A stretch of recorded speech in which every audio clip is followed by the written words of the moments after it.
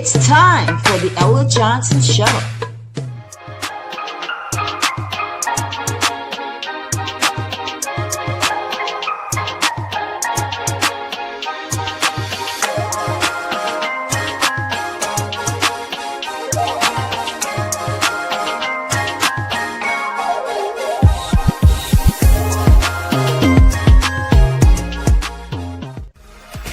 Thanks for tuning in to the Ella Johnson Show, where there are two sides to every story.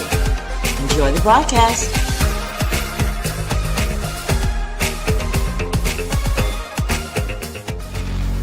Stay tuned.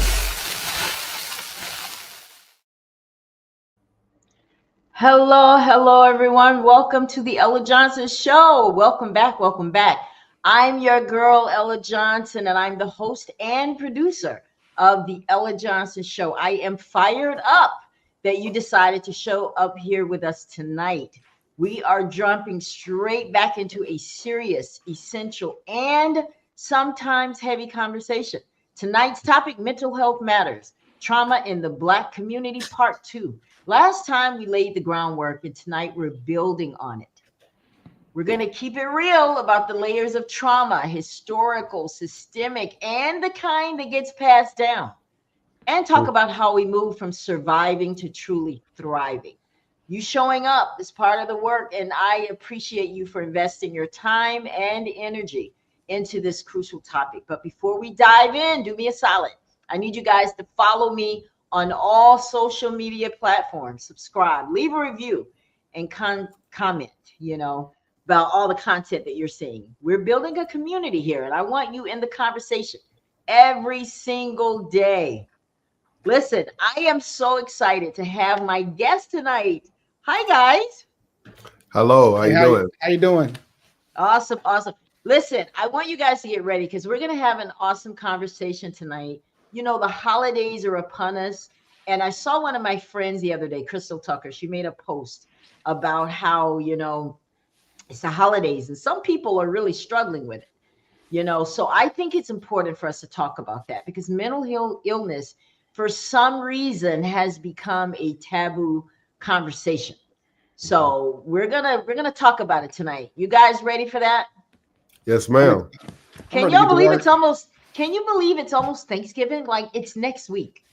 Like it's gotten here so quick. Like it's flown by. It really has. Yeah. And I mean, do you agree also that there are a lot of people that have a problem sometimes during this time of the year? Especially if you lose somebody during this time, right? Like grief is one of the hardest things to navigate. And it's always around the holiday season that it begins to bear some of the most weight for individuals that's struggling with grief. Yep. Yeah, I agree. Well, listen, you guys don't want to hear me talk. I want you to meet my guest tonight because it's important for you to know who you're listening to tonight. So Emmanuel Scott is an inspiring entrepreneur, and he is the author of Becoming, Unmasking Trauma, Unlock Purpose. He is the owner of G Sharp Music Studio, LLC, and an associate minister at 7th Street Baptist Church, where he is dedicated to empowering and uplifting others. He's a devoted husband and can I make father. A correction? I'm sorry. I saw my old bio. It's Stony Point Baptist Church. My apologies. Oh, okay. See, he got his bio wrong. Stony Point. That's all right. Well, you know what? That I don't know where 7th Street is, but at least it's a place where you are. Yes, ma'am. Well, anyway, he's impacting lives and strengthening his community through his work, his music, and his book. All right. So welcome, Emmanuel, to the show again. Right? Yes, ma'am. Then we I know, right? Then we have Pastor Dante Paul. He is from Kentucky. He is a graduate of the University of the Cumberlands. Pastor Paul has served in the ministry for 14 years and has been the senior pastor of Stony Point Baptist Church in Smiths Grove, Kentucky for 3 years. Now he's doing this alongside his beautiful wife, Whitney.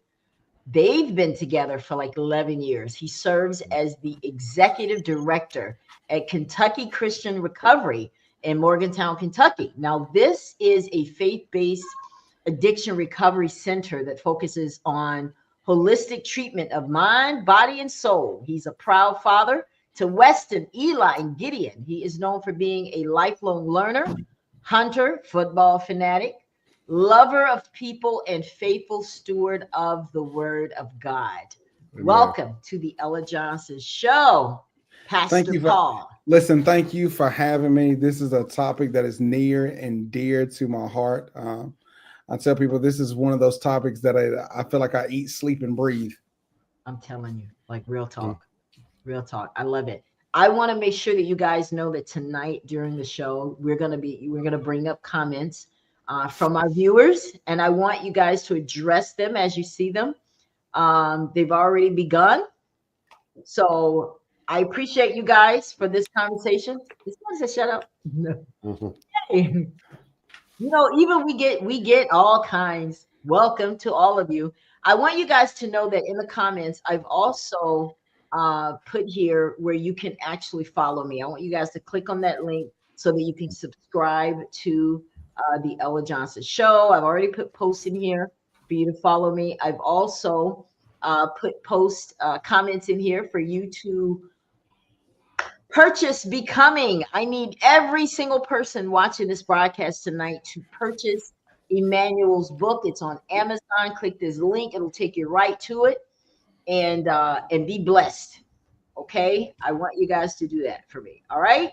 So now we've gotten all that stuff out of the way. We've gotten our introductions out of the way. Y'all know the rules. We want your questions. I want to say hello to everybody that's watching from Facebook, YouTube, LinkedIn, Global News Network. Where else are you guys watching tonight? Facebook, the Ella Johnson Show. Wherever you are signed into the show and the broadcast tonight, we appreciate you. Keep it coming, but share. Please don't keep this information to yourself. Share the broadcast because, you know, that's how we grow.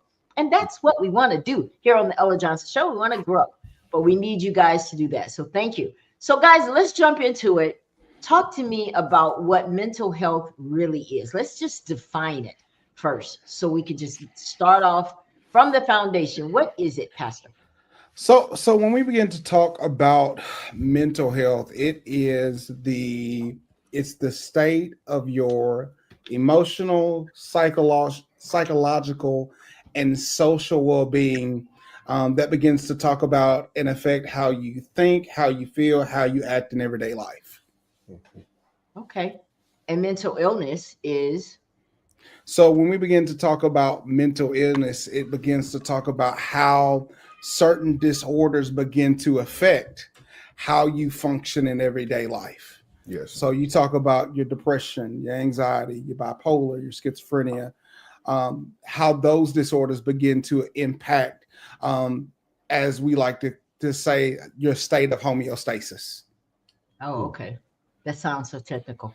So okay, homeostasis. I'm having a homeostasis problem tonight, right? So homeostasis begins to talk about what your natural balance is, and so it begins to talk about where your level is. And so as you go through different things, as you experience different triggers and different events, it begins to talk about how did that event change your level of homeostasis. How did it shift, and were you able to get back in balance? Mm-hmm. Gotcha. So when we bring up mental health, mental illness, anything around this topic, it's taboo. It's hard to have. Why do you think this is such a hard conversation to have? For me, it's the hard conversation is because everybody wants to be this one word, normal. This idea that I am this perfect, unflawed, unbroken individual, and there's nothing wrong with me. And so when you begin to talk about mental health, it begins for a lot of people to be a conversation where I have to look at myself, and then it's the idea that I'm admitting that something's wrong with me or I'm flawed. And people see that as weakness. Weakness, Yeah. Yeah, you know, we love to say this. Child ain't crazy, right? Mm-hmm. Okay. Well, listen, I want to tell y'all what's real. Real talk. 63% of Black people surveyed in one study believed a mental health condition is a sign of personal weakness.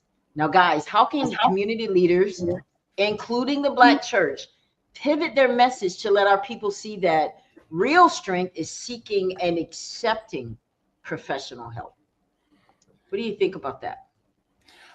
I think what that begins to talk about, and I will also say this as a pastor as well, um, that there comes a point in time that you need theology, but you also need therapy, because for so many times that as much as I love prayer, as much as I love the Word of God, that there are some root causes that I have to look at, and sometimes it takes sitting with the professional that will help me unpack it, not so that I have to relive it, but I can see my response to it and stop some of the cycles that I keep repeating.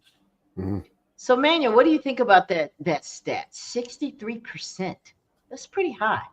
That's over half Yeah. of us Mm-hmm. look at it as being a sign of weakness. That's a problem. What do you think about that? I just think it's because it's community and culture, especially Culture. with especially with Black men. We want to be seen as this strong macho. I got it all together. Or you may be in certain positions where people look up to you, and you don't want them to feel like, hey, I got issues because I don't want to let you down. It's many reasons. Yeah. Do you think that people are afraid to be vulnerable to the process of getting some help?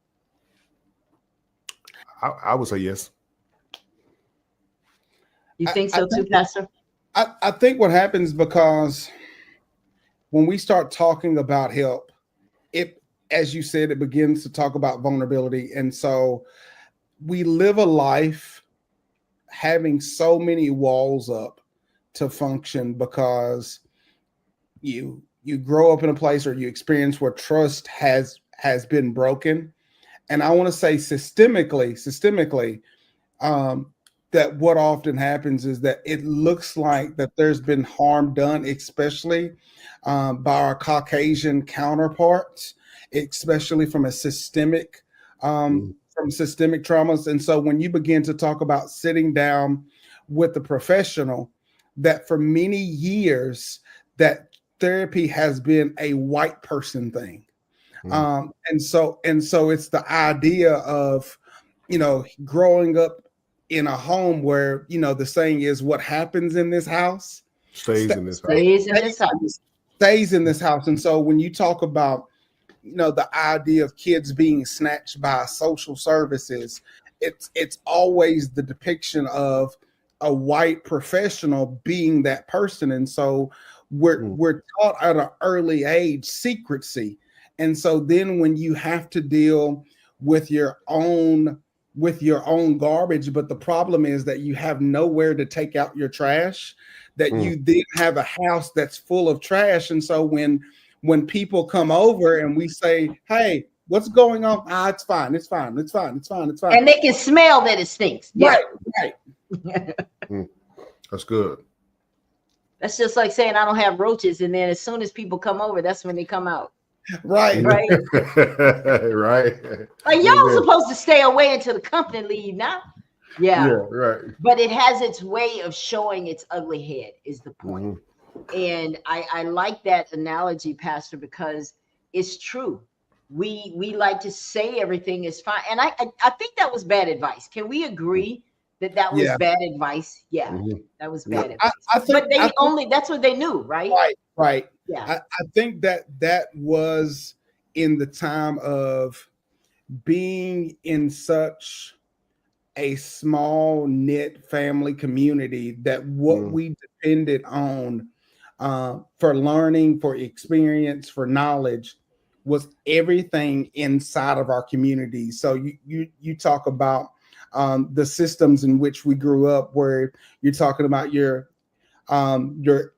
individual family, then your extended family, then your church family. And so you think about all those circles. And so for many years that, there were things that you could say only inside the house. Then there were things that you could only say to your extended family. And then there was only things that you could say to your church family. And so then what happens is that what you're learning is how to keep secrets at an early age. Yes. Mm-hmm. I want us to address this comment. If the body can be sick, then the brain can be sick as well. Why don't we treat the portion of the body that controls everything about who we are? Very good question. So when we begin to talk about that, and I think a newer term, really that has really in the last maybe 5 to 10 years really come to the forefront, is the idea of holistic care. Not just looking at a certain area, but talking about how each area affects each area of your life. And so you talk about, that is physically, that is psychologically, that is spiritually, and then of course emotionally. So when you start talking about the whole person, and me and Omar talked about this several months back, but we never treat the whole part, and so we treat pieces of things, but not the whole part. Not the whole part. And I think about this. I think about all the products that I have right now in my bathroom that takes care of my skin. We want to bring out everything that shouldn't be there so that it can make us have a better appearance. But like you said, we don't worry about the stuff that can't be seen, right? That's the stuff that needs the most help. And Kim also says, we were never treated for post-traumatic slave disorder. It's the root cause of so much pain in Black America. Do we agree? I agree with that there is 100%. I agree with that. So much so that, that you begin to look at how those things begin to come out in how we parent, to how we interact with each other. And you begin to see a long line of systemic traumas that begin to take place. And so, there is, something that I think about even now, a term called vicarious trauma, right? And so vicarious trauma is that when you see trauma over and over and over again. And so when you see all of this injustice, like one of the things that really stand out to me was my oldest son, he runs track. And so we were in Louisville and we stopped at a gas station in Louisville. And as I'm going in, several police officers go in. They're just getting coffee. I'm going in to use the bathroom. I come out and my son is having a complete meltdown. Yes, that's like Ava. He's never actually firsthand experienced the trauma, but because of what he's seen in social media and the news, it begins to be a real fear that what's going to happen to my daddy when these interactions with law enforcement. And so like when you begin to talk about all of these things that we see in the news and history, and we historically that what I see we do is like, well, you know what, we'll be fine, we'll get over it and we'll keep moving along. And I think for so long it's just been, just tough it out and keep moving. And I think too, within a lot of churches, speaking as a whole, what keeps them in that victim mentality instead of a thriving mentality is we still singing those same old, I'm waiting on him to come save me. I'm waiting on him to come deliver me. I'm going to wait until my change come. But we have to realize that change has already come. And until we start thinking with a different mindset, we still going to have that old survival mentality. And because it's normal, that's what we're used to. And when we talked about the first time, Miss Ella, some people don't know they need to change until it is brought to them. I probably would have always been the same way I would have if I always been if I never would have got out of my Rover and seen something new. Yeah. Yeah. The reason I'm looking at my phone, guys, because I really want us to understand what this post-traumatic syndrome is. It's a mental health condition that develops after experiencing a traumatic event, natural disaster, war, assault, like what you were just talking about, Pastor. You take a child that sees this, and this can happen to anybody. It's happening, guys. How do we? I don't want to get too much in the weeds on it right now, but when if you have somebody that's experienced that, because I work alongside someone every day who I didn't realize that they're from California and they've actually had a gun in their face by the LAPD. Like, and he just said it so matter of fact, and I was just still looking, and he was just already back at the computer, and I'm like, what? Like that can really hurt. I mean, just seeing it on television, it affects us. So how do we deal with something like that, Pastor? If you see a lot of this slave disorder that we're talking about, how do we get past it? So one of the things that we have to look at is that as we are telling the story, that one of the things that we have to pay attention to is, as we're telling the story, paying attention to our bodies and our emotions. And so, it begins to talk about mindfulness. And so it's like if you got in your car and the tire pressure light turned on, or your check engine light came on. And so when God designed our emotions, that our emotions were the check engine light that he designed for us to let us know that something is amiss. But when you live in such a fast-paced society where it's, you're not validated, or your emotions and your feelings are minimized, that what it essentially does is just takes a piece of paper and covers up the dash and say, get over it. And so what you do is that when that same situation comes up again and your body's trying to warn you about all the things that are going on, that you're like, I know this feeling, but I was successful ignoring it before, so I continue to ignore over and over and over and over again. But at some You point, become it's not going to numb. work. It's not going to work, because that's where suicide comes in. That's where, okay, this has come up enough. I got to take it out. It's like a bad tooth. You're excited when you got that medicine, but the decay didn't go anywhere. So it's bound to come up again, right? Yeah. So, and then it's like, it's not going to help you until you take that tooth out. And then a lot of people internalize that and say, okay, this isn't going to end until I take myself out. Yes. Right? Yes. And that's bad. Now I want to talk about suicide, because this is something that I address in one of my books. I talk about it. It's something that people are ashamed to say that they've experienced it. I've experienced it, which is why I myself am very committed to these kinds of shows. Now, I will say this, that I've also heard, I've heard a lot of stories from different people of attempted suicide, more than one, even from the same person at times. What do you think, Pastor and Emmanuel, that leads people to that conclusion? Man, you want to speak on it, and then after you speak, then I can speak as well. Yeah. I just think a sense of unworthiness, when somebody don't feel worthy, or when somebody gets, I don't know. I really can't speak on it, because I don't know the mind of someone who has ever thought about it. But if I would have to use my imagination, it would be that somebody got to a place to where they felt like their hurt on it, to live and hurt was far. It's me leaving is far better than me living and hurting every day. Well, I can speak on it. I can Okay. actually speak on it because I've experienced it. Yes, And I ma'am. can tell you what comes to mind. What comes to mind is that you're tired. You are frustrated because you feel like there's not a safe place for you to be.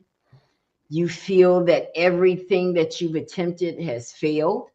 You feel like there's no one that can actually bring you back, because they in a sense have failed. You feel like you're better off not being here. People will be happy. The pain will stop and you don't have to deal with it anymore. That's exactly where your mind takes you. And in the middle of it, I've even had people tell me this, that they hear voices, Pastor, as they're this, once that thought creeps in, it's almost like that voice continues it. And you have now been taken out of control and that voice has taken over. That's how it has been explained to me from people that have actually gone through that. So as an individual, and this is just brief, like I understand that I've been through that, never attempted, but has struggled with suicidal ideations in a season of my life that I struggled with depression. And so it's one of those voices, and the crazy part of it is not that it's an unfamiliar voice. And what it starts off with is that every person has a set of negative core beliefs that gets established, and I think research says somewhere between the ages of 3 and 5 that a person develops their first negative core belief. And so what happens is that you get to a place where, like you said, that you feel so low, and those negative core beliefs come in so rapid, that what begins to happen is that, like you said, that you feel like you're at a place where, like, you know what, like I don't feel like that I have the tools or the support. And then it's the idea that people would be better off with me, that my family would be better off without me. And so that's just really speaking from a personal place. Yeah, absolutely. I think that this is one of those moments where people that are watching this broadcast are like, I want to be able to have someone to help me with that. Guys, there are places that you can call. There's a suicide hotline. There are places. I don't want to leave it to chance that everybody watching this broadcast is, okay. I did this show because I know that it will trigger people to watch who may have experienced this, going through it, or may go through it later. That number for the National Suicide Hotline is 988. And so if you are going through crisis, that 988 or 911, if you find yourself in a mental health emergency, are some of the best resources.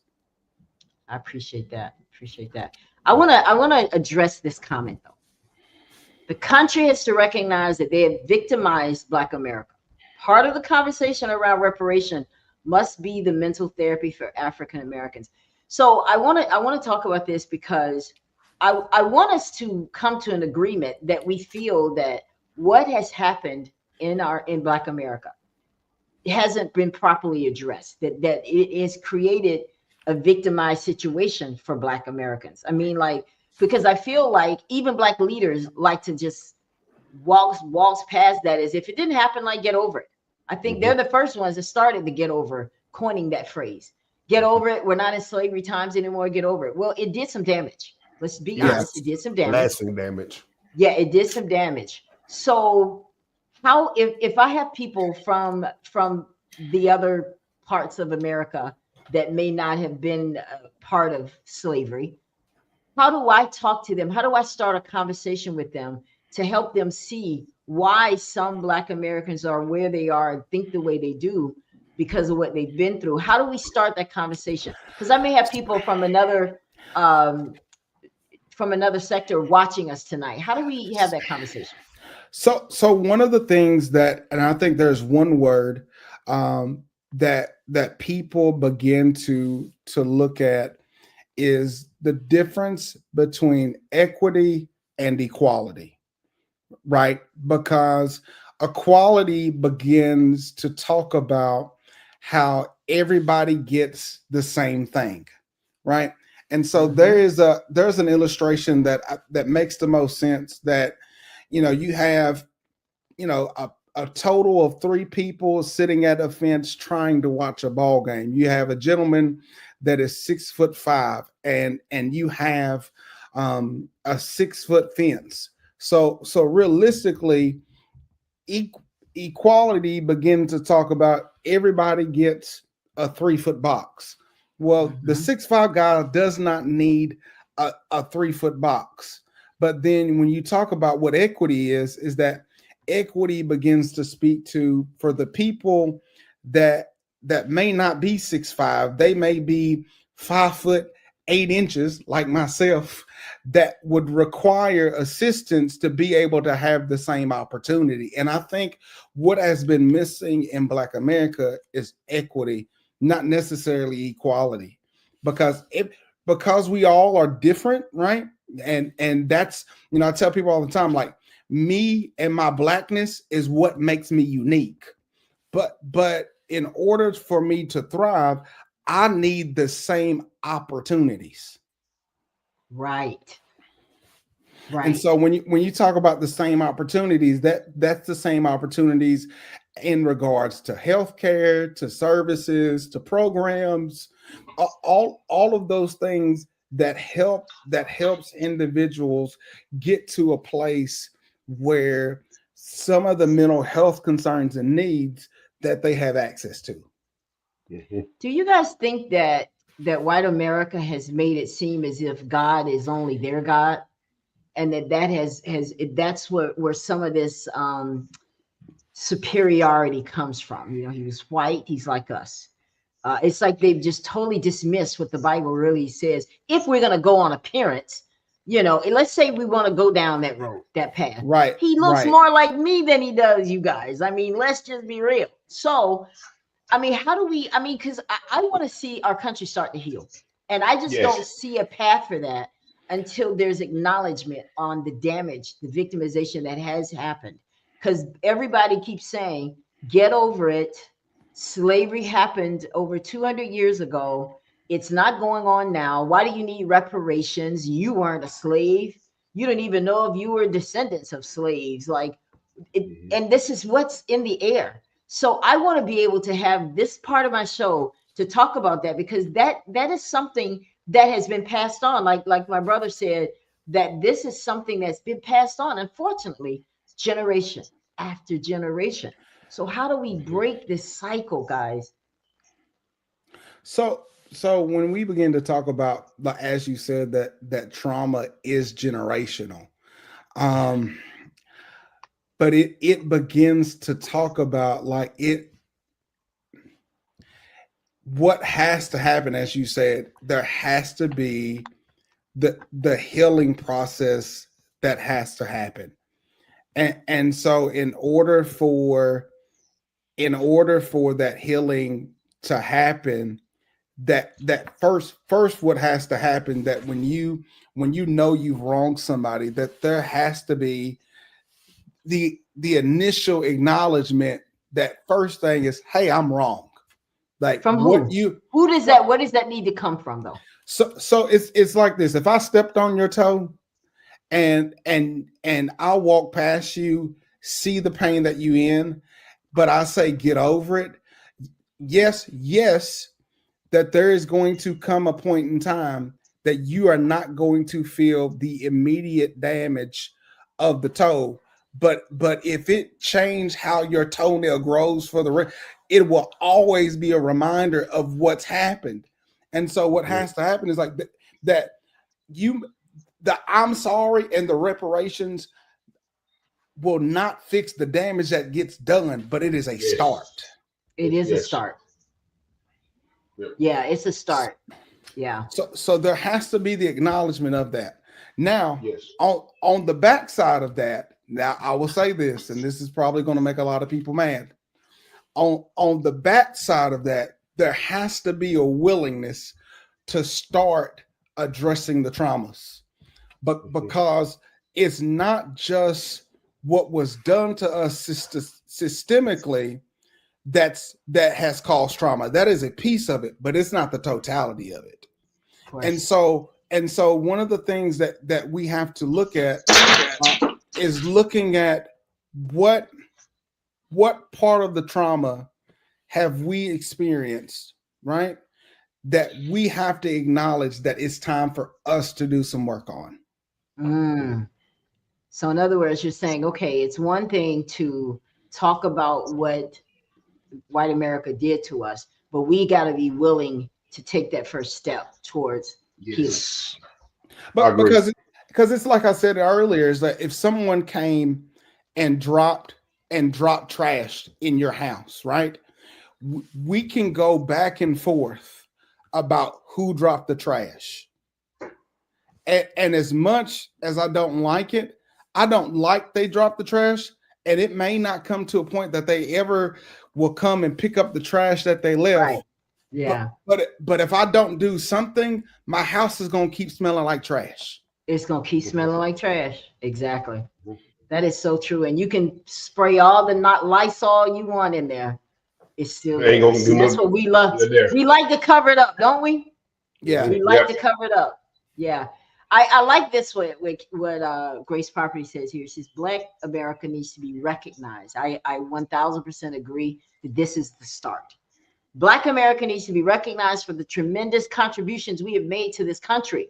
We also need to be rewarded for the advancements that we have accelerated the value of America. We deserve equitable reparations for those things that we contribute to. I agree. I think that's part of the problem because America has been painted as if we did this. Really? You Right. do know that part of your wealth came from free slave labor, right? Yes. And I need to hear you talk about that. You do know that the reason we have Juneteenth is because we weren't really told that we were free for 2 3 years later. And I mean 2 years later that we actually found out and was celebrated. So 4th of July is not our independence. Acknowledge that. Stop trying to say it's a ghetto holiday or it's trash holiday or whatever. We have to find our ways to reward ourselves. And that was one way we did it. We celebrate when we actually became free. The 4th of July, the Declaration of Independence did not include us. These are the kind of things that I think that white America needs to hear, and they need to learn it, and they need to know it, and they need to understand it because it's created trauma for us. And I like your comment, Kim. Thank you for that because that's one way I truly believe that we're going to start moving on is for people to say, okay, you know what, you guys did it. A lot of this stuff that we've actually taken credit for, you guys actually really did do it. And, we're sorry we took all of your land because you'd probably be a lot better off right now had we not stole your land, raped your women, and beat your kids. I mean, your kids probably wouldn't have grown up with a certain mindset if they wouldn't have seen us rape your mama. Okay. Yeah. Mhm. So it's like, it's those kind of conversations, as raw as it is, it's real. Right, guys? Yeah. Yep. I agree.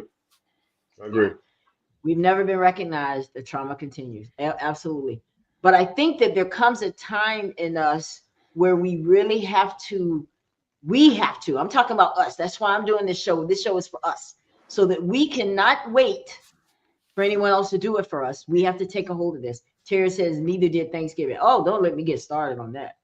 And the discovery of America, even Christopher Columbus said he didn't discover America. Okay, y'all, so stop that lie. He did not. And he even said he was looking for something else. Okay, so let's just be honest about what's real. Okay. Mhm. So I mean, and this is why Black history is so important because I think, guys, and you can disagree with me if you want. I think that when we don't know our history, I think that's why we believe what they say. Yeah. Yes. And you know what I'm saying? When they say Don't get you me ain't started that, on that. yeah. Oh yeah. Well, get started. That's what the show is about. I need to get you started. Yeah. Yeah, because I am a challenger, and one thing that was for my healing was to challenge everything that I was taught growing up, and I had to be afraid to challenge that, even if it hurt some people's feeling or disappointed some people, because until you know who you are as a person, I don't believe that that healing journey can begin. And I'm thankful for the foundations that were laid down for me. But so a lot of stuff I just have to uproot because remember what we talked about last time about the analogy of the ham. When the ham they cut the end of the ham and the daughter didn't know, the mother didn't know, and the grandmother didn't know.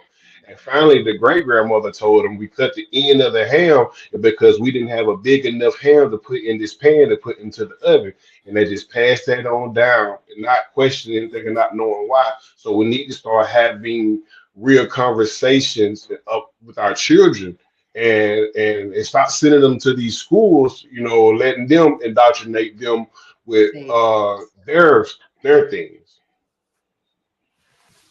Pastor, I want you to speak on this one right here. They even stole our religion.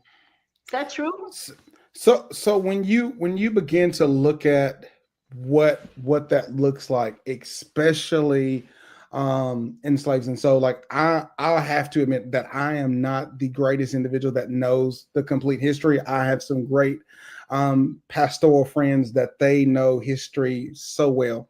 But when you begin to talk about what that looked like, and you know, you talk about our African roots and how that was emerged into some of the doctrine that we have now as African American people. That begins to be another conversation, especially as religion was taught to us by white slave owners, and so Right. that what was taught to us was the portions of the Bible that permitted control, Ah, not Control, not yes. not everything that actually permitted freedom, but we was taught the things that kept us in line. Yes. and they're still doing it. They're still doing it. That's why I believe that when politicians really want to get elected, why do they come to the church? You don't see them any other time of the year. They don't come there when there's problems in your community. Johnny just shot up 10 people in the community, and now we need police and we need a policy to stop all of this. They don't come then. But when they need a vote, why do you think they come to the black church? Because that's how we can be controlled. I truly believe it. This is when black folk gonna act right. Get them in church and get whatever you want. What? Why? So when Kim says that they stole our religion, I think that I do agree. And I know we're getting a little off topic, guys, but it's necessary. God is leading us this way. We need to talk about it. I think that it's important because when I think about how religion was used, just like you said, Mm. obey your masters. This is right, teaching us it's okay for them to whip on you. You're doing it for the Lord. You know, it's okay to do this. You're going to see your heaven one day in the good by and by. No, no, no. We want our heaven right here, just like you do. Right. So I think that we have to find a way to even take in what religion was meant for, Pastor. Give me And your ideas.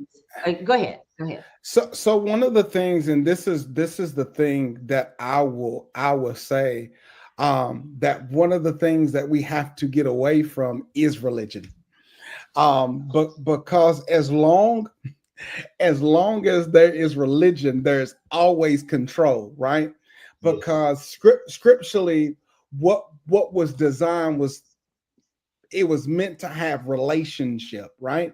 There was never meant for it to be a religion. Like that's not, when you read the Bible, many people only see it from the lens of control. They never see it from the lens of a love letter. Mm. Mm, wow. That's good. Yes, sir. That's But good but and stuff. and and I, and I, and I want to say this. I want to say this, and this is gonna sound so bad when I say this. That some of that control, and I grew up in this where that some of that control, especially in the time where I grew up, still comes from the pulpit. Okay. And what I mean is that when you see individuals and clergy use scripture to control people, and it's stuff that Bible never says.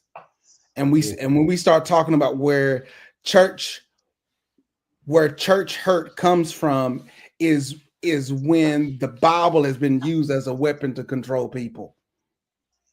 Yes. I like this. Instead of a tool to Weapon, help people. religion is being used as a weapon. Well, I know that there's some folks right now that's got to go to church tomorrow. They're saying, well, what in the world are these heathens talking about?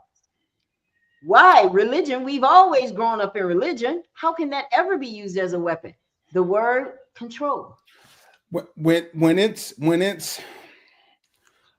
the idea of do what I say, but don't ever bring up what I do because I'm the man of God. And so it's that I'm held in high regard, and don't you speak ill of the man of God. Don't you talk negative Ooh, about the man of God. Like, and so, but you live this blameless and spotless life. you better say it. You better say it. Y'all, listen, let me tell you. I knew there was a reason I liked you, Pastor. Listen, look at your wife here. Your wife said people trust what's said from the pulpit, even Yeah. if it's not biblical. Perfect, Oh, what you say? perfect example. And I'll leave this at this. And I'm not trying to mess up with people's grandma, but like one of the things that I heard when you die, the Lord's gonna give you wings. That's not biblical. Ooh, Yeah. okay. Talk to me. All So right. like Because there's we so see many. those illustrations all the time, right? We see Yeah. we have all of these catchphrases that we have handed out over the years like Mhm. candy. And Mhm. when life be lifing, and you go to cash in on that, and you go to the checkout line of life, and it declines the card, that's where church hurt comes from. That's where it comes from. Yes. Absolutely. But Yes. because And Listen, that's because why. yeah, go ahead. No, sorry. Go ahead. No, I said that's why I would why I love that you have expertise in therapy and theology, because if we get more people to treat biblical sound truth that speaks to the soul and the spirit, and not just trying to make people feel good just to get attendance, that's where change is going to begin. You have to have somebody Yeah. willing to preach the truth, not Yeah. to make someone feel good, but this is what you Yeah. need. Now, I'd like to bring up, I was going to block you, Kenneth Christie, but I'm not going to block you. You know why? Because we welcome all opinions here to the Ella Johnson Show. Now, he has commented, you people are a disgrace. Now, That's the listen, hate that lives on in America. this is exactly the picture. This is what I want you guys to see, because you work with these people, you serve these people, you kiss up to these people, and this is how these people feel, some of them. So when he says that you people are a disgrace, you see what happens when you start to speak about who you really are. This is what brings Mm, that up, because that's not supposed to happen. We are supposed to mm, speak about who they say we are. Okay. So I appreciate your comment, Kenneth. I disagree with you. We're not a disgrace. We are here mhm. sharing our views and Yes. truth. And you're welcome to come on the Ella Johnson Show at any time to share your views as well. Okay. Thank you. Mhm. I appreciate it. Now we're going to keep going. Kim says when religion denigrates God's people, causes undue pain and suffering, that is not godly. What do you think about that, Emmanuel? A perfect example today. This video that's going around on social media of this little girl who was made to stand in front of the church to announce that the reason she appreciates her stepmother is because her stepmother listened to her more than her mother does. A healthy Amen. church would immediately, okay, this is a issue between the mother and the daughter, and maybe the root cause is, why did you say that? Why do you feel that your mother don't listen to you as much as your stepmother? They would address that issue.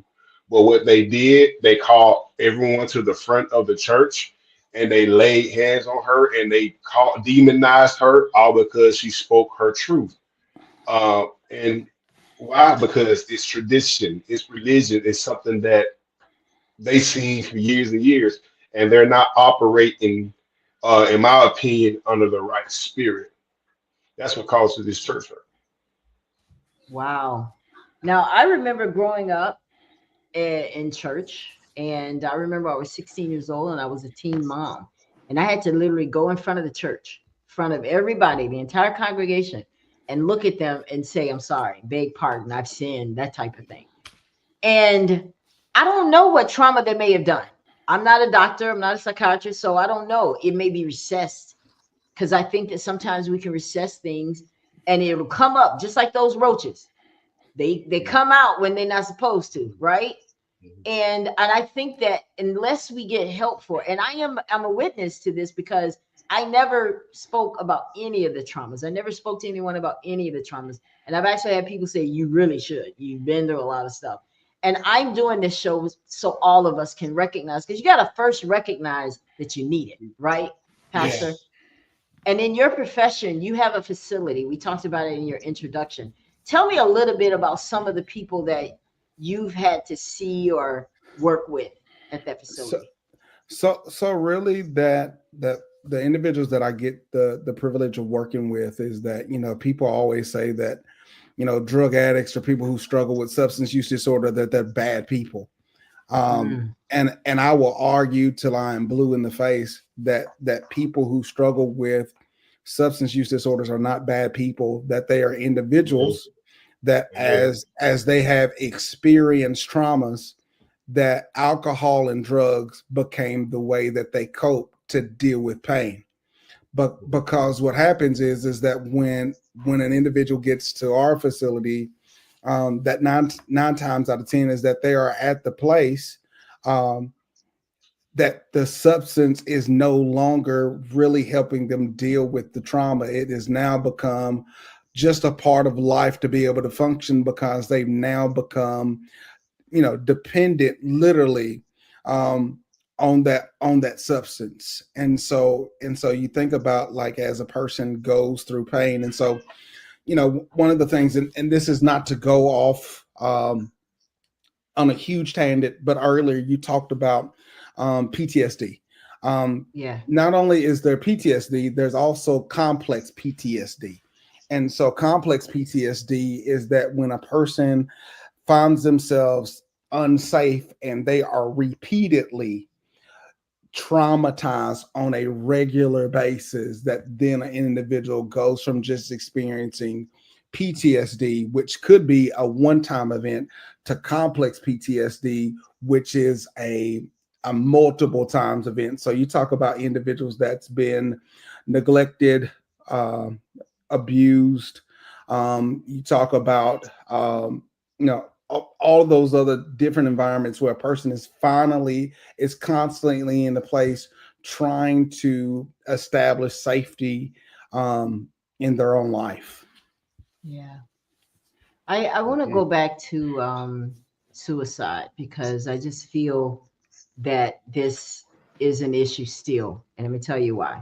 Because based on my research, I've learned that suicide is tragically the third leading cause of death for Black or African Americans 15 to 24 years old.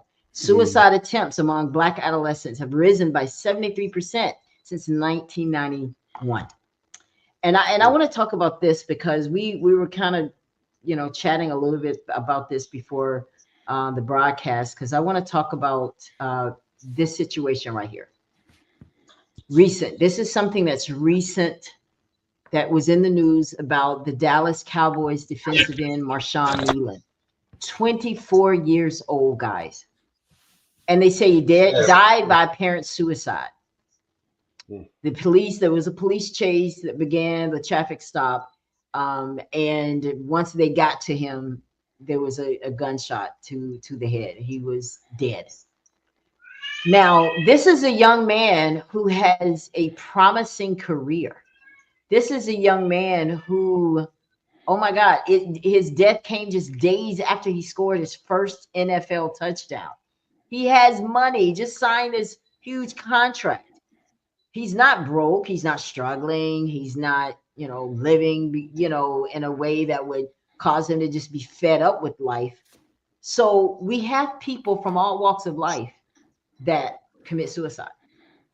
I use this one because we can't say anymore that people that are struggling are the ones that are killing themselves. This Right. man wasn't struggling. So let's talk about this. What do you think? And we don't know, because he's not here to share his story. but what could lead someone that has so much going on for themselves already that would lead them down this path? I think we touched on it earlier. It's that, and you said it, is that when an individual, you can have, you can be in a room full of people and still feel all alone. Yep. Like, you know what I mean? Like you can have all the money in the world and still be at a place where it doesn't there's no it doesn't bring any happiness, and then also there's the other part of, that there could be a chemical imbalance as well. So there's all the factors where, you have the psychological factors, you got environmental factors. So there are a few things that there, but I think what it comes down to is like you said, is just that, Avoid. yeah, that complete There's a empty, void. yeah, that complete empty space where that becomes the only solution that you can rationalize Yeah. to deal with So, life. so basically, we have to start giving people more ways to cope, so Yes. that whenever you're triggered, because something obviously triggered him that day, when you're triggered, you know what to do. Is there a pill? Like when you diagnose someone with a mental illness, is are they on meds? Is it like So, therapy sessions where they talk? Like, how do so you deal with it? it is everything is based on the individual person, because there are some things that, what, maybe what I need is techniques to help deal with cope, or maybe it's that, what, I'm dealing with a lot of stress and I just need some healthy techniques to deal with my anxiety, my stress, or being able to, like you said, maybe looking at root causes of some of the things that trigger those are things that therapy helps. But when there is an actual psychological disorder where it is a chemical imbalance, that's where you see some of your, like a psychiatrist or, a psychiatric nurse practitioner, of individuals that prescribe medications. And so, that's why I said at the beginning that it is, you know, um, a biopsychosocial spiritual model, because you have to treat the whole person, because it may be, and something as simple, and it may be that what you're going through is that you're not resting well, or physically you got some things that are going wrong, because it could show up that and it is, and there's been cases where, you go without enough sleep for a long period of time. Yeah, It's not uncommon that you're yeah. not sure if what you heard is what you heard, or what you saw. And so there's so many Lucid. different, yeah, there's so many different factors that go into it. It's not just, and that's why they begin to teach us person-centered care, that there's not just one thing that fixes everything for everybody, because our um the things that we're predisposition to is different. Our environments are different. Our traumas are different, and so it's a lot of different things that make up that one question. So I hope I So how do answered. you, yeah, how do you just say, okay, I just could be having a bad day versus I'm having a mental illness breakdown? So one of the things that we begin to talk about is that when you talk about, um, it is called the DSM-5, is the book for diagnostic criteria. And so in the DSM-5 is that when a person is given a diagnosis, that there is a set of criteria that makes up for a diagnosis. And so it begins to talk about other, other factors, the frequency, how often, like multiple things. So if it is something that is happening, you know periodically, like it's just truly a day, but then it becomes that you begin to have an increase in frequency and an increase in severity begins to probably be a telltale sign that maybe I need to have a conversation with a professional. And so most times it may just start off with, hey, I need to go see my PCP, my primary care physician. I need to go have a conversation with my doctor. And then if it's, hey, they adjust this, but I'm still having that. Okay, maybe I need to go see a mental health professional. And I think sometimes that's the thing that people don't want to do, because we live in a fix it now society. And when you begin to talk about treating the whole person, that it begins to talk about a lot of things. And so then for individuals, that their spirituality plays a big part of it. Like, from a pastoral standpoint, that may be that, you may find yourself struggling with something between you and God, and that may have an aspect to it. And so without looking at it from a holistic model, it's real hard just to say it's just this one thing. Yeah. I think too, Pastor, is, let's say you have people that are watching this broadcast and they're like, listen, I get it. Because, I like looking at stats, because I like to see what we're really working with. And there's like 1 in 3 people in our community, compared to a higher rate for white adults, that actually will go and see someone. So why is it, do you think, that people will come to you, the pastor, instead of going to an experienced therapist? Is it because of trust, or what issues do you think it's because? I think there's a couple of things. There's one that is trust, but I think also, but because I'll say this, I will say for the older population, that the church was the epicenter for everything. Like I feel like I mean, if you needed this, you needed that, you go to the church. Well, it's not like that anymore. No, my generation, we're not going to go see the pastor. The first person that we're going to ask is Google. Oh, Google, yeah.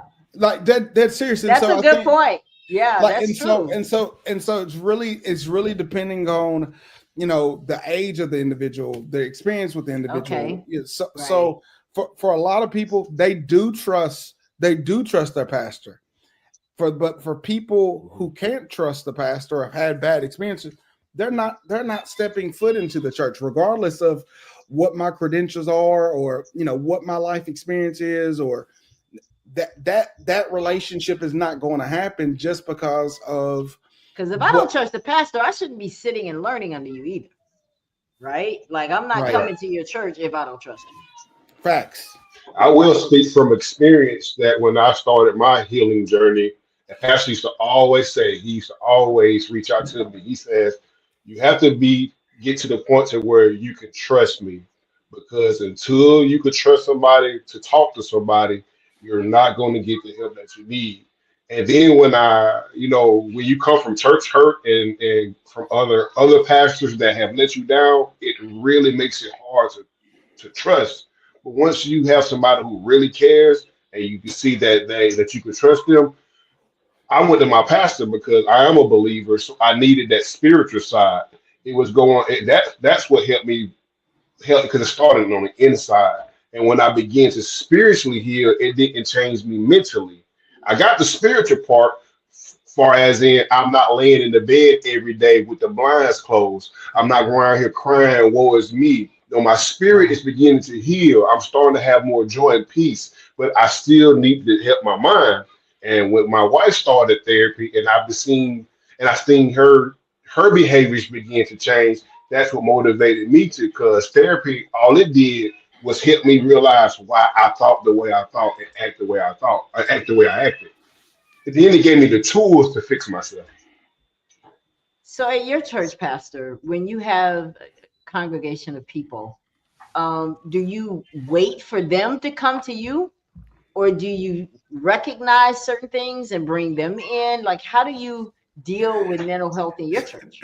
So I will say this. First of all, if I see somebody that where I'm concerned about their life, I will be the person to say, hey, this might be something that you want to look at. Um, but because I pastor an African American church, that that 9 times out of 10 that I have found to be the most successful when I let people come to me. But because when they come to me, because it's no hidden factor, especially in our body, that my congregation knows what I do for a living, the resources that I have. And so when somebody is reaching out, that they're at the place that they're ready to have that conversation, because I can't force them to have that conversation. Right. I learned this a long time ago, early in ministry. If Jesus can't force you to be saved, I can't force you to deal with the issue that you're not ready to deal with. Wow. So is that why you wanted to make yourself more credible by getting taught how Oh, to most deal with definitely. mental health? Yeah. Most definitely, because I think what happens is that I think there's nothing worse that when you go to a place, and let's say you're going to go get your car worked on, and you leave, your car leaves worse than what you took it in for. You leave with more issues. And so I wanted to be a type of pastor that not only um that when people came, because trust is huge, and so that when a person finally gets to the spot where they have enough courage to want to have the conversation, that I wanted to make sure that as a pastor, that I never, that people never leave worse than what they came in. So do you think that that's for church for pastors that are watching this broadcast? Would you encourage them, hey, get some qualified people on your team that can So deal with mental health? Because if I there's will anywhere we need to talk about it, it's at church. Yeah.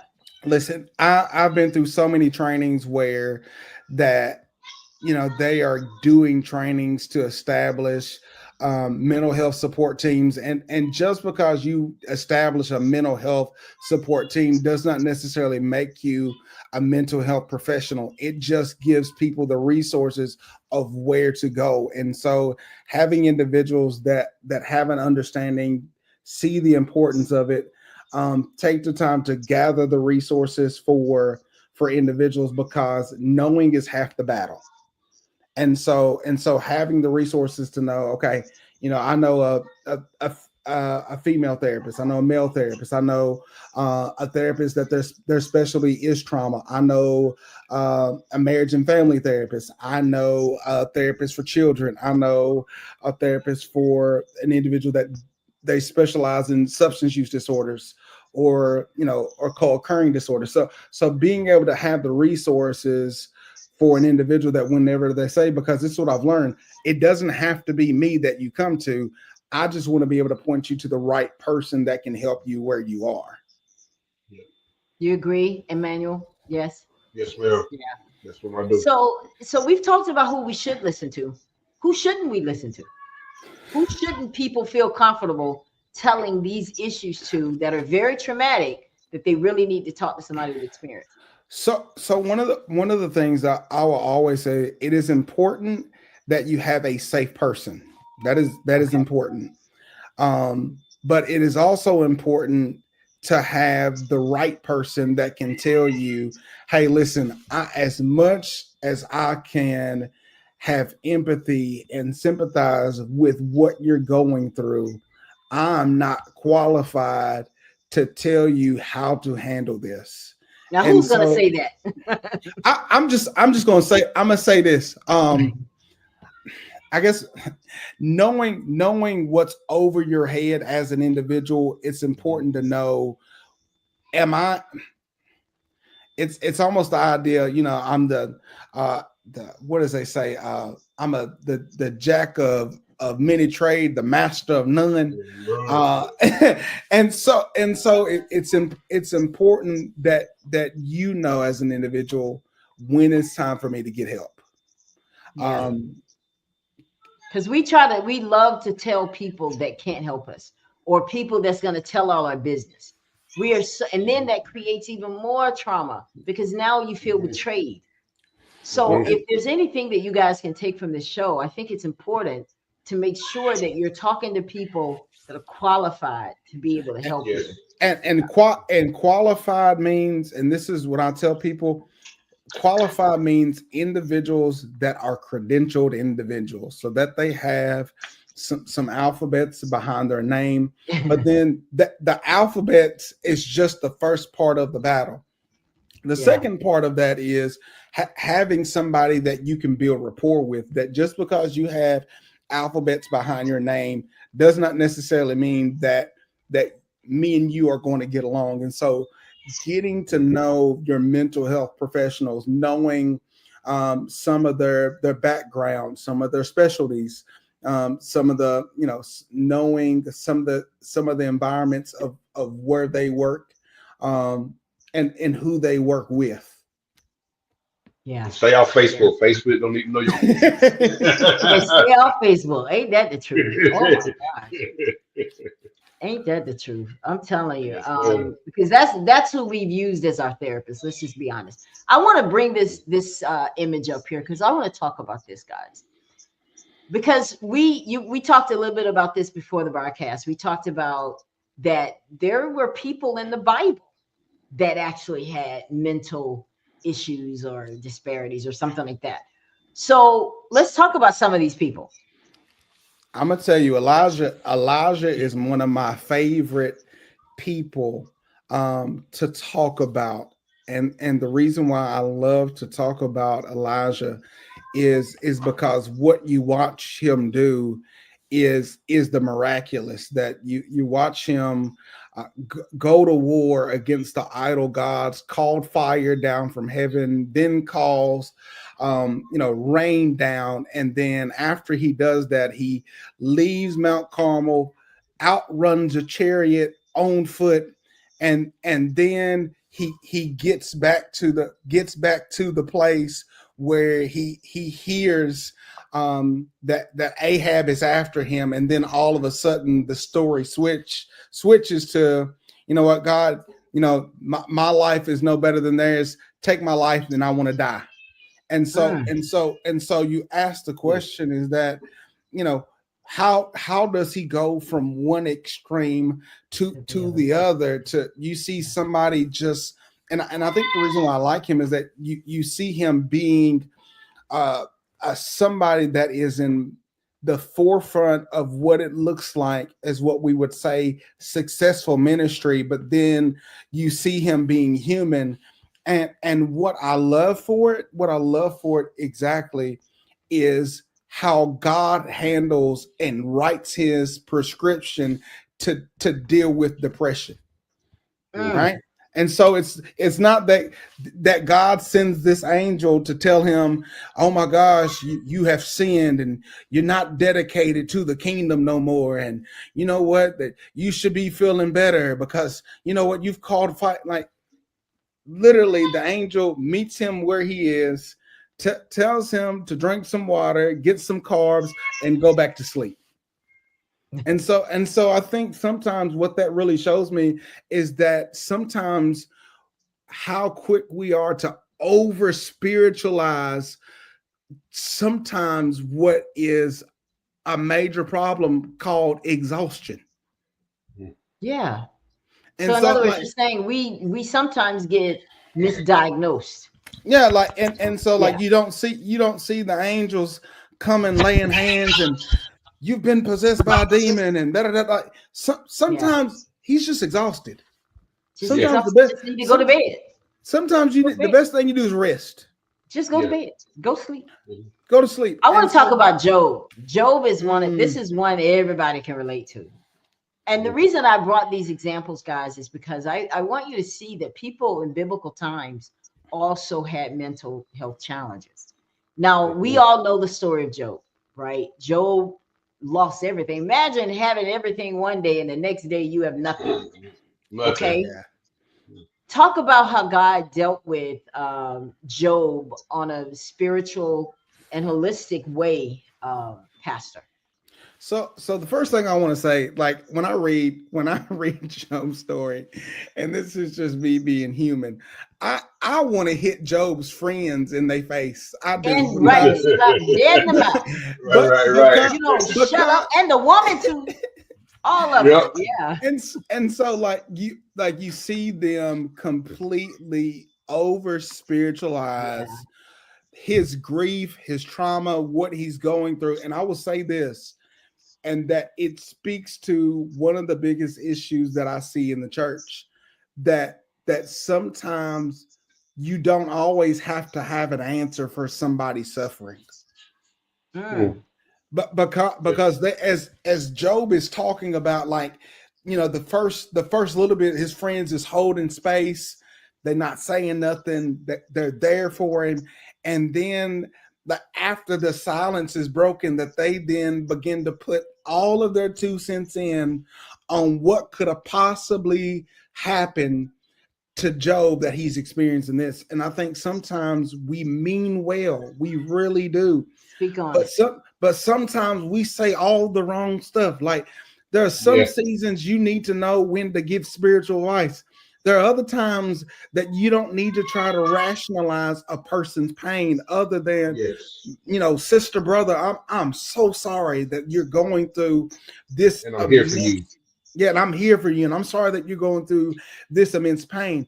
And the other part of it that I love about this is that for individuals that were taught not to question God, and you can't question God, that what the book of Job begins to show us, that God can handle your questions. Yes. Yes. Like, you can go into dialogue with God, and God's not going to strike you down because you have Yes. you have questions about God, about your own suffering that you don't understand. Amen. I'm glad you said that, because the reason I brought this was specifically because of Job. Because everybody thought they knew Job. This is why you're going through. Okay. And we all know the story. It had Yeah, nothing to do with Job. This is yeah, something that God allowed because he was trying to prove a point to the Mm. devil. So this is why I think it's so important for us to dig and not just try to, because when people see you going through stuff, the first thing they want to think, God is punishing you, right? you living wrong. You're living Or wrong. maybe Y'all know God how young considered is. you. God is taking you out. I'm telling you, he's taking you out because you ain't living. You know you ain't supposed to be out there living with that man. And you know you ain't Yeah. supposed to be doing that. All those things may be true, but you're not God, and you don't know why someone is going through. And I'm encouraging people Yes. that are going through something right now that everybody has told you why you're going through it. Don't listen. Don't listen Amen. to that because they don't know. And Job is an example of that. Let's talk about Mhm. Jesus. Oh Lord. You mean to tell me that the Pharisees said he was out of his mind?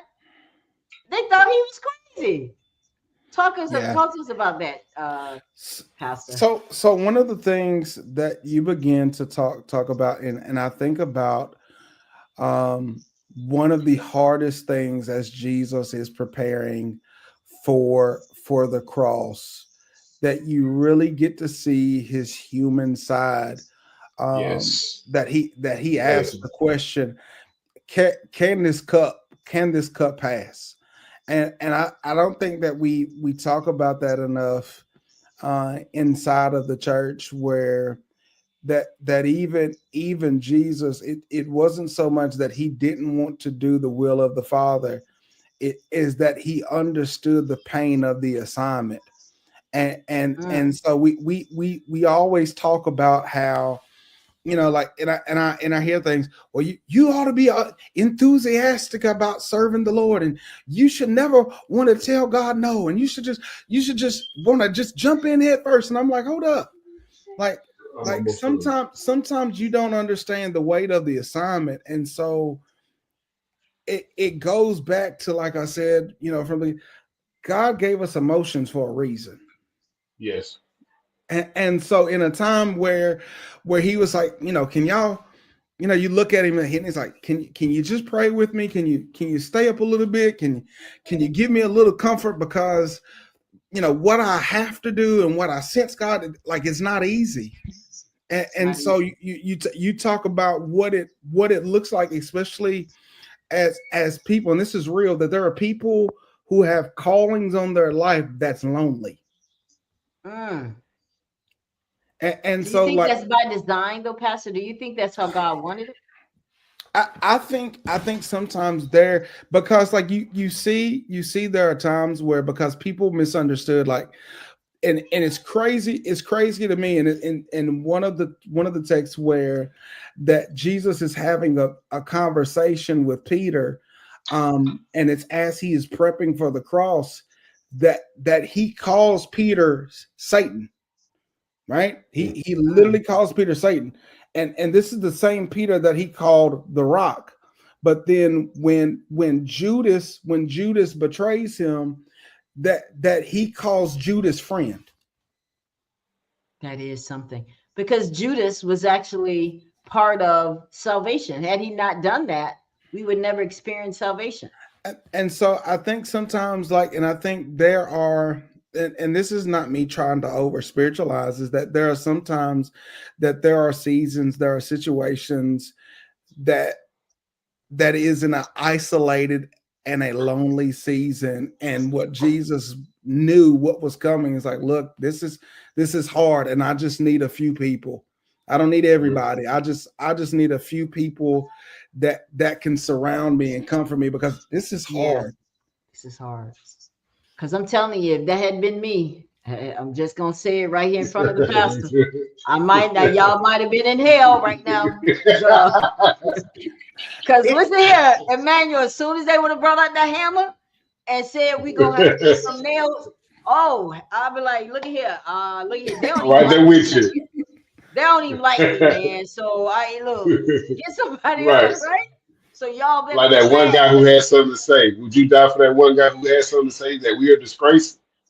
That's what I'm talking about. Like, you got to die for those people that don't love you. You got to still. So imagine the people that spit on him, and the people that hated him and talked about him. He had to die for them too. So y'all better be glad it was Jesus of Nazareth and not Ella Johnson from the hood. For Pine View. What? You better tell me. Yeah, you happy y'all be in hell right now waiting on me. Listen, Whitney, she's coming with it. We're almost about to get out of here, guys. This has been a great conversation. She says Jesus experienced and exhibited real and true emotions, which should be a message to us that our feelings are valid. Jesus understands any and every emotion we go through. Amen. I love it. Amen. He was the first example. And what do we call him? The wonderful counselor, right? Yes, ma'am. He is the wonderful counselor. Yeah. Yes, so basically, if we're wrapping up the show to give people advice, we're basically saying, Pastor, what do we want people to wrap their minds around as a result of this broadcast? If I was going to sum it up, I would definitely say that it is okay not to be okay. And then I give, and the other part of it is that you have to give yourself permission to heal, and as I said in the beginning, and not just permission to function, but give yourself permission to live and to thrive. Wow. I love it. I want to touch on something before we get out of here. This is a story that everyone is talking about, because I've had at least 3 or 4 people bring it to my attention just today, actually. And we talked a little bit about it before the show, because this is something that also affects our community. This is happening. Our kids are out of control. Let's just be honest. This is that generational thing we talked about. We have kids out here that tormented this mother, group of kids, while she was protecting her children from being beat up. So I want us to address this, because we see it on the news, we watch it, we move on. Lord, them kids, what kind of parents do they have? How do we, not saying that we're going to tell people how to feel, Pastor, but how should we compartmentalize this? Like, what do we do with stuff like this? I think really where it comes to is And Emmanuel said it earlier, is that I think that we see so much of the same stuff that Yeah. we don't actually sit and acknowledge what's actually been done. Like to actually sit in what actually happened and to allow ourselves to have compassion and empathy for a person and what they're going through, Yes. and not just looking at it as, well, that's just news, or that's happening over there. um that'll never be me. And it's like, well, I'll pray for you, and then it's just like, all right, we keep it moving until the next tragedy that happens, that we want to come together and come up in arms for.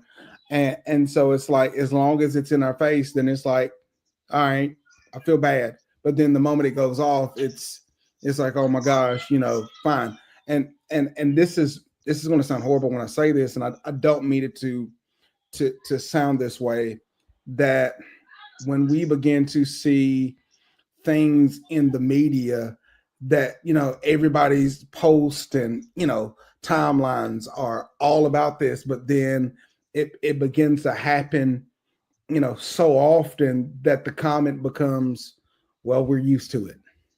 And when you begin Mhm. to allow yourself to be desensitized of what's happening, then you're part of the problem. Yeah. Mm, part of the problem. Yeah. Yeah. Yeah. What about you, Emmanuel? What did you feel about this story? I was hurting about it. See a woman get beat up by some kids, barely out of middle school. And the thought that hit me is going back to desensitization is what kind of example are we setting our children?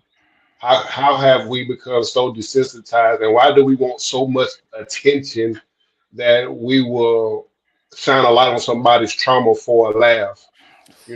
Everything. I love to laugh and I love to make people laugh. But when Yeah. are we going to get to the point that we stop laughing at the pain of someone else?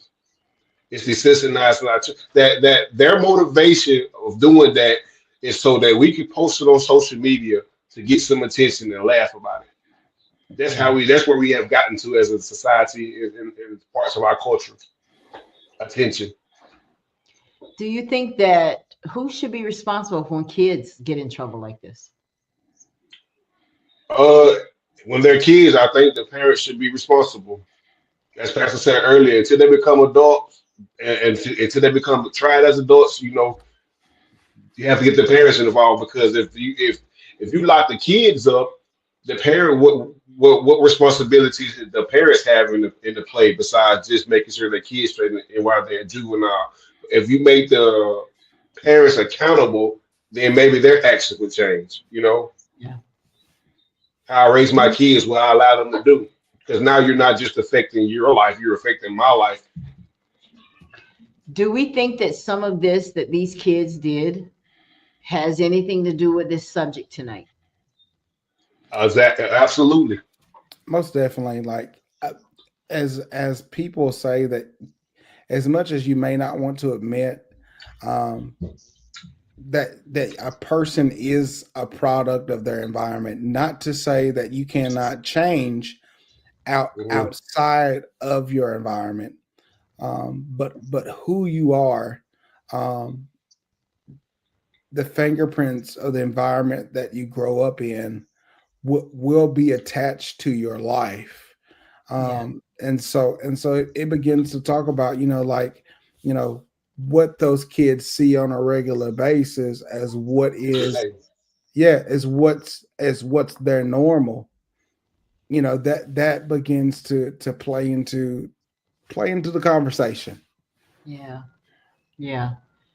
Well, I think I hope that we have touched on something here in this subject that will help you guys. Like I said, I bring these types of shows to the Ella Johnson Show because this is about helping our community. I feel like it's good to talk about so we can understand some of our behaviors and so that yes. others can understand some of our behaviors. and see what it is that we really need. This is not about victimization, us feeling like the victim, and because they like to say that. There go black folks again talking about the victims. So that victim mentality. Well, this is real. This is real, and this is being played out in real time, guys. And I think that it spills on to the generations, and we have to find a way. We in this day and time, and I don't think it's just up to the church. I don't think it's just up to the parents. I think as a community as a whole, the same way we used to, we got to find a way to reach these kids. We got to find a way. The village, we need that village to come out. It might take 2 or 3 villages for some kids because there's so much trauma. So if we as adults don't know how to deal with trauma, what do you think these kids are going to do? And I just think that throwing them in jail is not going to solve it. Exactly. Yeah.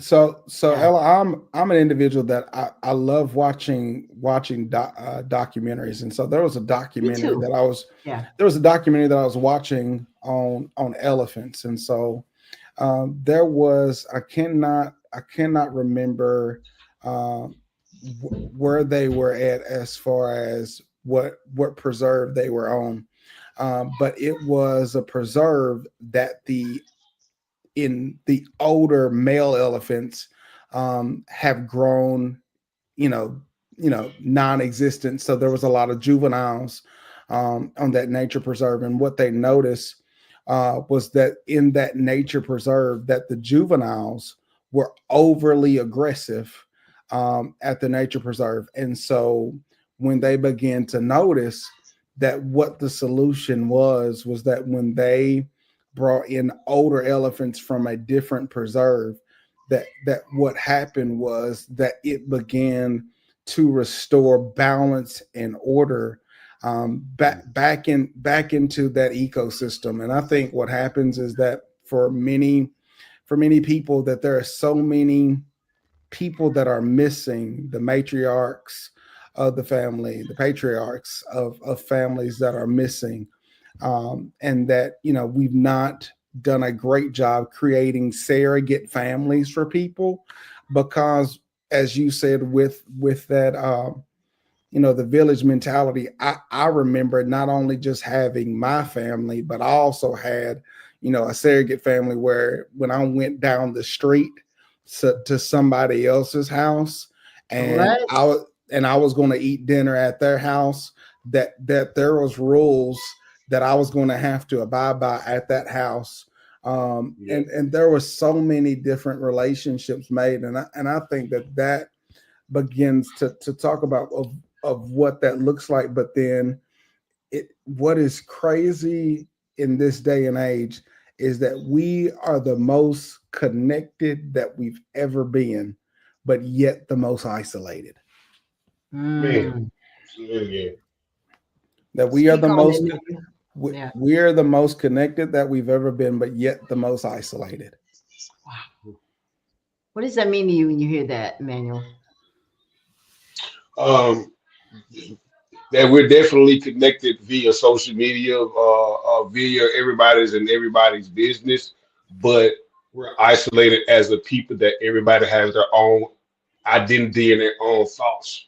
We're not of one thought. People's thoughts are based on what their feed is.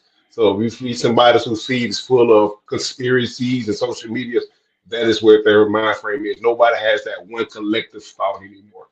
So we're isolated. I think that one thing that also that's on the mind of people, this question right here, is mental illness. Is it a result of personal sin or a lack of faith?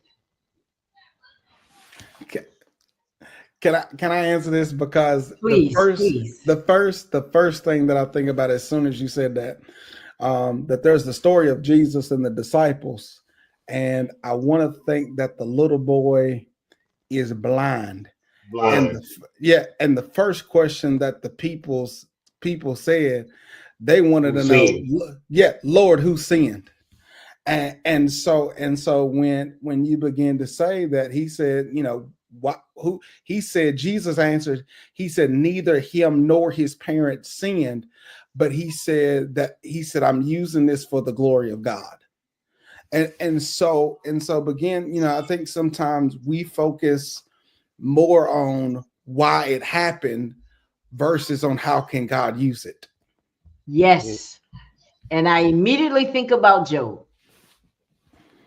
Why it happened is what his friends were dealing with. What came out of it is we know that God can turn your situation around. There was a bigger picture. And I like that story because so many people thought they knew. And that's what happens now in your life. People are speaking on your situation like they know. And I like that. I love what you just said there. Very good. Very good. I like it. So Pastor, let me ask you this question. What role do you think? What role should the church play in dealing with serious mental illness? And how do you make sure there's no hidden agenda? How do we do that? Because a lot of people have their issues with going to the church. I'm not going out and tell these people all my business. The church is the one messed up. The pastor is the one that's around here raping little girls. Just being dramatic, but let's just deal with that. What role does the church play, if any? I'll say this. The church has to get to the place, and this sounds horrible when I say this, that the church has to get to the place that the church develops an accountability within itself. I grew, and I'll say this, one of the things that the older church did, they may have not done it the best in how they sought it out or how they went about it, but there was accountability, especially in the leadership with the church. I think what has happened is that because of a lack of accountability, that what gets to happen, and I've said this, and if you went to a doctor, right, and a doctor had several malpractice suits, that what happens is that there's accountability for that doctor. When there's no accountability for the church and the leadership of the church, that what happens is repeated harm.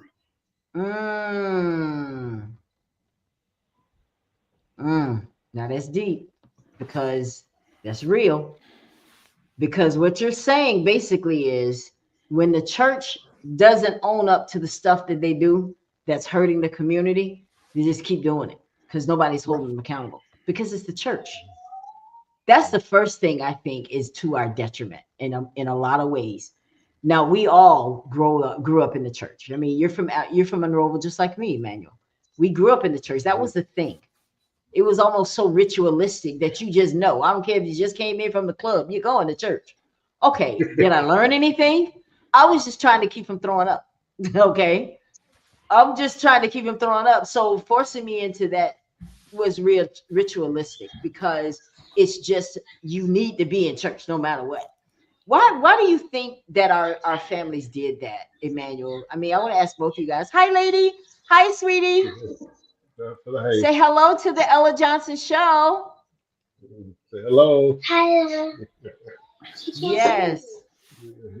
I can see you. Hi. Hi there.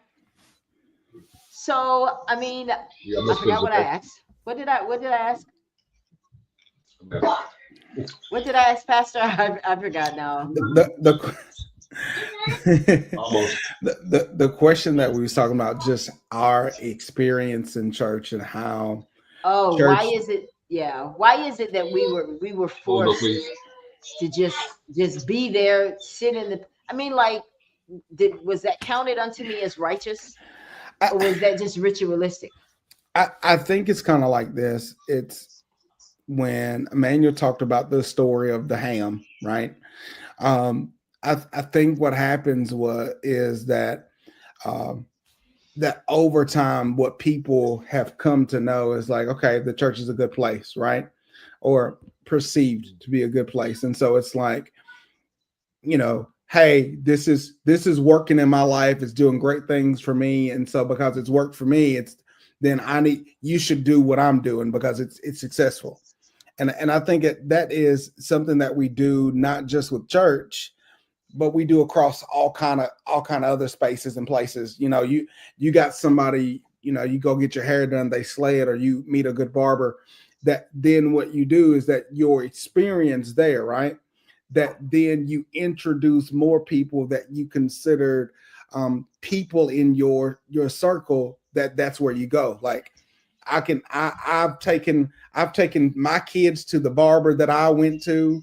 I take my kids, like, I was telling my wife, it's hilarious that my kids see the same pediatrician that I seen when I was a kid. And so like we do that in so many different spaces until a space that we're in is no longer working for us. And I think what happens is that when we expose people to a space, that I think as each person has exposure to a space, especially with their own different life experiences, how they perceive that space that you've introduced them to is going to be different.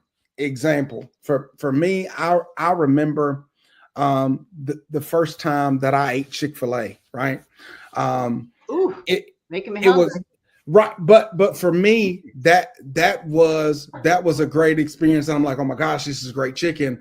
And then my kids was like, you expose them to it, and I'm like, oh, it's okay. And so based on what they've experienced, that what they've seen, and from their vantage point, it is a different perspective. And so my dad was a deacon, he was a minister in the church. And so he has his experience about church. Well, then my experience with church is not just me being in church, but then also seeing my father's interaction with church. And so, as great as church was, that what my perspective allowed me to see is that I saw my father exhaust himself. I saw my father rip and run, miss ball games. And so this great space that he tells me about, and as I see from my view, that hold up, this great space that you talk about that is so great doesn't look so great. And so what you then have is that as you bring another person or another person that's a part of that space, their perspective is a little farther back. And so then what you see is that you have everybody in the same space with a different view. Yeah, that's so true. That is so true. It depends on where you're sitting. I think about when you're in the car, and you know how you have the driver, you have the person sitting in the passenger, and then you have the people in the back. Everybody wants to try to tell them how to drive, but it's from a different viewpoint. If you're sitting in the seat, in the driver's seat, you see it different, right? I like what Whitney says. Whitney, I am going to bring you on the Ella Johnson show because you have just given us some jewels tonight, dear. She says the church has to be a hospital. Amen. Hospital. Okay, guys, I want y'all to think about a hospital. Church has to be a hospital, a place of healing in every capacity, not just a country club for the people who think they're already well. And I like that because that's a good place to end tonight, because I think that's what we turned it into. And that's why some people, when you say, hey, why don't you come and go to church with me? Nah, I got to get myself together first. We think that that's not where you get yourself together. And that's because of what we present. Because if I go into your church and I see drug, I want to go to a church where there's murderers that go. I want to go to a church where there are prostitutes, because that's what I expect when I go to a hospital. People that need to be there, right? And who better that need to be there than the people that don't know God? Yeah. I don't look at them and say, put them in the back.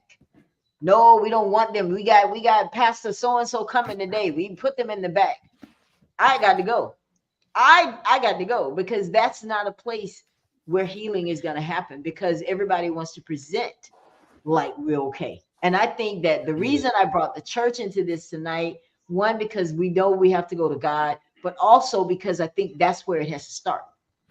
Amen. Amen. That's where we deny mental health the most, is at church. Amen. So, do you guys want to give us some last words before we get out of here? It's been a great conversation, guys. Like, I this told is you, Miss Ella. such I a, told you he was the perfect person for this oh conversation, my in my God. opinion. Pastor is all over it. He is Um, all over it tonight. I I, love it. I, I think really, if there was something that I would say, um, it is that you can have Jesus and a therapist. Mm, Mhm. that's good. You can have Jesus and a therapist, but you do need to get one. And the reason we say that you need to get one, let me move this. The reason the reason I personally think that therapy is important because there are people that God has blessed with a special set of skills to know how to deal with your problem. People on TikTok, I saw something the other day, Emmanuel, and I should have saved it for tonight's show, but it was a guy that was literally saying, I want to kill myself, literally on TikTok. Like, oh my God, this was alarming to me. But I don't want that stuff to ever be normal. That we see that, and I'm Yes. like, you know what? Let's try to reach out to this young man. He might be in trouble. Because a lot of Mhm. times, I know when I see it on Facebook, I will inbox them, say, I saw your post. Yes. Good. Me too. You Yeah, can't take it to take for granted that people, because not everybody's doing it for likes. Some people are reaching out because they're hurt. They yeah. don't have anywhere to go. So I just want for this show, before we go, first of all, we have to talk about your book, Emmanuel, before we get out of here. His Yes, book. ma'am. If you guys go into Yes. my comments, you will see the link. I want every single person watching this broadcast right now to go and purchase Becoming, Unmasking Trauma, Yes. Unlocking Purpose. Emmanuel, why did you write this book? It was my it was first, it was a journal, and I wrote this book because I wanted to be a mirror for somebody to see their story in my story, and just how I got help. I wanted to support somebody else in the same direction, to get their help as well. Okay. Now, Manuel has agreed. Can you tell them, or I'll tell them what you agreed to You do? could I'll tell them. you could tell it. Yeah. Well, Manuel has agreed to give away a book tonight on the Ella Johnson Show because he just Yes. loves the Ella Johnson Show so much and love you guys that are watching this broadcast. Yes. So, how did we come up with a way how you decide who gets the book? Yes, they could, if they would share this broadcast and leave a comment, and then I'll just select one, and then I'll DM them and get their email address, and I will personally mail them a signed copy. There it is. So I appreciate that. Thank you. So you have to share this show, share this broadcast, make a comment, talk about something that you've learned tonight. And Emmanuel is going to pick the person that he wants to bless with a free copy of his book, Becoming, Yes, ma'am. right here. For those of you that don't get picked, then I guess you just got to buy it, right? So go to Amazon, There'll be more other opportunities. right? It's all right. It's okay to go and buy it. And I want to share a picture. I want to show you guys the lovely lady who's been commenting tonight. There is the Mrs. Isn't she beautiful? Thank you so much, Yes, he is. um, Mrs. Whitney. Because listen, I know that it's a tough. I don't really know it's tough to be married to a minister since I've never been married to one. But I'm sure that your calling, you have to be on point as well, being the woman that stands beside him and with him. So I just want to thank you for being that person. And then here's a picture of his family. Yes, look Yes. at them. Just so hand. What the names? What Weston, So Weston Eli, is my oldest, Eli, uh-huh, and then Gideon. and Gideon. Aren't those names out of the Bible? Yes. Oh, okay. I thought so. I didn't know Weston was, but hey, look, the Bible's a Now little bit West more now progressive. Weston is not a biblical name. Oh, But okay. but Elijah, and then of course Gideon. Right, right, right. Well, beautiful family. I love it. I love it. Thank you so much, guys, for being here. I want to make sure that you guys say everything that you needed to say tonight. Anything else before we get out of here? I know you guys want to get back to your families. I've kept you long enough. She said, "Oh, thank you so much. Oh, you're so welcome, dear. You're so It welcome." is it has definitely been a pleasure to come and share this platform and this space, especially with the topic that I that I'm so passionate about. It's a topic that I even preach from. So I just want to say thank you for the invitation to come and share your space with you. Absolutely. You're welcome. You're welcome. Emmanuel, it's always a pleasure seeing you again. All right, guys, listen, I'm gonna come back next week. Emmanuel and I were talking about it. We're gonna bring this young lady. What's her name? Emmanuel? Bree Barnes. Bree Barnes. And she's going to come to the Ella Johnson show and share her story. Listen, if you would like to join her and be on that broadcast, we're going to go live Wednesday night. I know you guys are going to be preparing your turkeys and getting all your food together. Well, see, I'm not because I don't cook, right? So somebody else will be doing that. So I can be here with you guys. But I would love for you guys to tune in on Wednesday night, 8:30, 8 o'clock. I'm not sure which one. We're going to do 8:30. 8:30 p.m. Eastern, 7:30 p.m. Central, right here on the Ella Johnson Show. True stories. If you'd like to be a part of that, I want to hear what you're grateful for. Share your story with me and my viewers, because I think 'tis the season to be joyful and happy and grateful for what God has done for you in your life. You know, don't be ashamed to share it. Okay, this is a safe place. So I appreciate you guys for tuning in. We'll see you next time right here on the Ella Johnson Show. If for whatever reason, I'm not going to be here Thursday to wish you a happy Thanksgiving. So I want to do it now. Be grateful, be thankful. And listen, I know that this may be a hard time of the year for some people because you've lost a loved one or you just recently lost a loved one. But I just want you to dig deep and just give God the thanks and the praise because it's through him that we're going to make it through all of this. Okay. I thank you all so much. Don't forget to subscribe to the Ella Johnson Show. And I'll see you next time. Have a great evening, everybody. Yeah. Thank you so much for tuning in to the Ella Johnson Show. We'll see you next time. We are supporters of the Ella Johnson Show. We live in South Korea. We have been watching Ella Johnson Show for like a year now. And we love her show. Her show is very inspirational, motivational, and educational.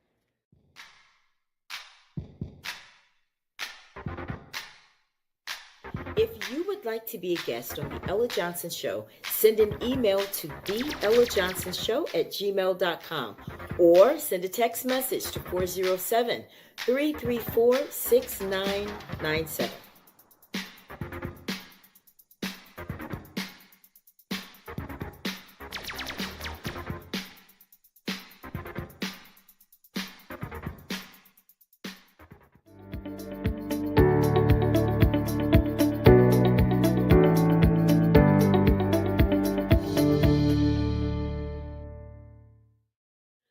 We love Ella Johnson Show.